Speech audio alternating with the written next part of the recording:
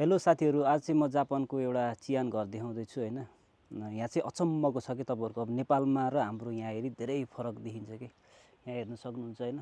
जापानको यो चाहिँ अब मान्छे मरेपछि एउटा यहाँको चाहिँ अब मान्छेको लास चाहिँ गाडिदैन भने पोलेर त्यसको चाहिँ अस्थि पञ्जरहरू चाहिँ यहाँ गाड्ने गरिन्छ। तर के छ भने जापानमा चाहिँ यही घरहरू आनन्दको छ हैन। तपाईले अब घर वरिपरि देख्न सक्नुहुन्छ। तर यही उनीहरूले चाहिँ आफ्नो एउटा अब पुर्खाहरू मृत शरीरहरूलाई चाहिँ यहीँ गाड्ने गर्छ। जसरी अब यहाँ पूजा गर्ने पनि धेरै हुन्छ। यही तपाईको अब बेला बेलामा आफन्तहरू आएर चाहिँ पूजा गरिन्छ। यहाँ हरेक चाडपर्वमा पूजा गरिन्छ। यस्तो टाइपको छ।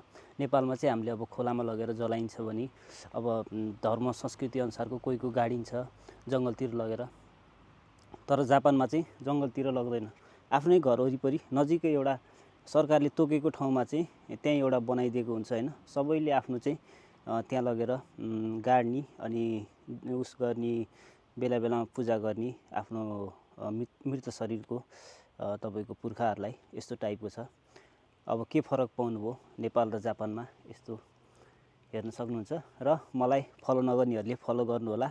यस्तै यस्तै केही जानकारीमूलक र केही नयाँ कुराहरू चाहिँ म लिएर आउने गर्छु। हस्त धन्यवाद।